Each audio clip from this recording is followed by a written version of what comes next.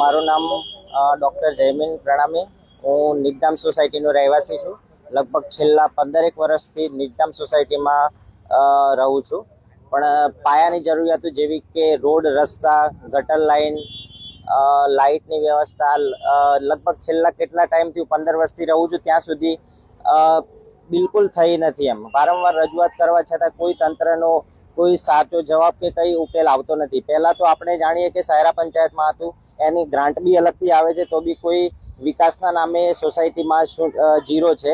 પણ હવે તો નગરપાલિકા આવ્યું છે, છતાં પણ હજુ વિકાસના નામે વારંવાર રજૂઆત કરવા છતાં લોકોને બહુ હાલાકી પડે છે। અને સોસાયટીમાં પાણી ભરાતું હોવાથી લોકોને ચોમાસામાં હવે મુશ્કેલી પણ પડે છે।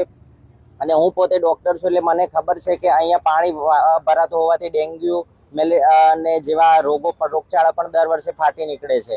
એટલે તંત્રને મારી એટલી જ રજૂઆત છે, નગરપાલિકાને એટલી જ રજૂઆત છે, આપણા પ્રમુખશ્રીની એટલી જ રજૂઆત છે કે સોસાયટીની પાયાની જરૂરિયાતો જેવી કે આ રોડ, રસ્તા, ગટર લાઇન, ચોમાસામાં પાણીનો નિકાલ થવો, આ પાયાની જરૂરિયાતોનું જલ્દીથી જલ્દી સોલ્યુશન કરે એવી મારી અને મારી સોસાયટી નિગદામ પ્રણામીનગર સોસાયટી બંને સોસાયટી વતીથી મારું એક આ સૂચન છે।